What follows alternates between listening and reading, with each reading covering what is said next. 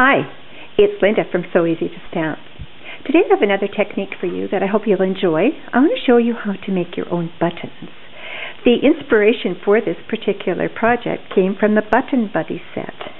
And this Button Buddy set, all of the little spots here is made so you can add the little buttons to it to give it interest and dimension to your project. So I just got to thinking that it would be kind of fun to make my own buttons for that.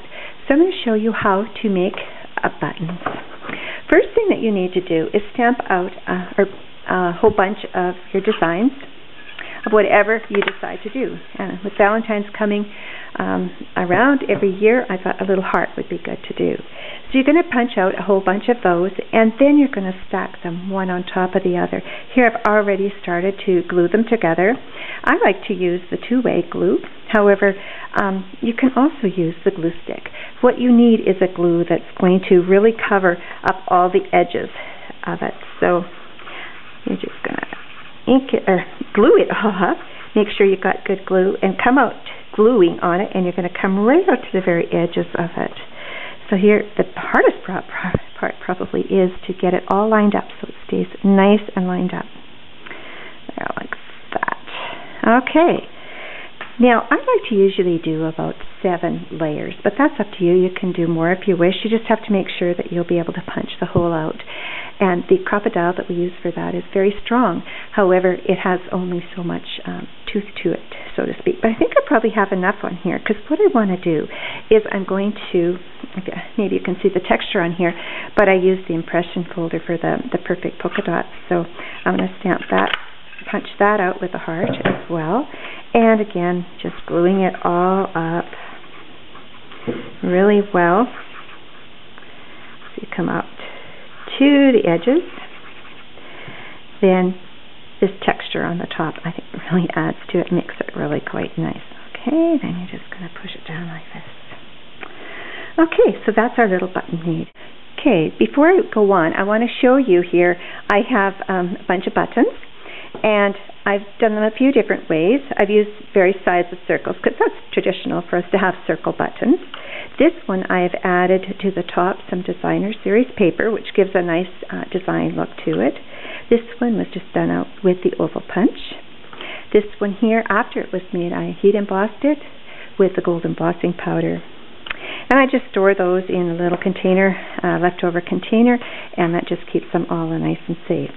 So now that I have this button done, what I like to do is that with the Crop-A-Dile, make sure you use the small side. You'll probably find that this side here is a little bit large. So what I'll do, I'm going to just set this in here, and I'm going to kind of use the side of it to line it up. But another thing I can do is just move this up a little bit too, and tighten that. And therefore, every time I put it in here, and kind of hold it in the same spot, I should be in the same area. So when I come over here and hold it in the same spot, unless it moved, I don't know how well I got it tightened, it's right across from each other. So there we go. We've got our little holes punched for the ribbon. Now in this case, I'm just going to use the taffeta ribbon, and if you cut it on a really sharp angle like I have, it should thread through here quite nicely. Just threading that through there.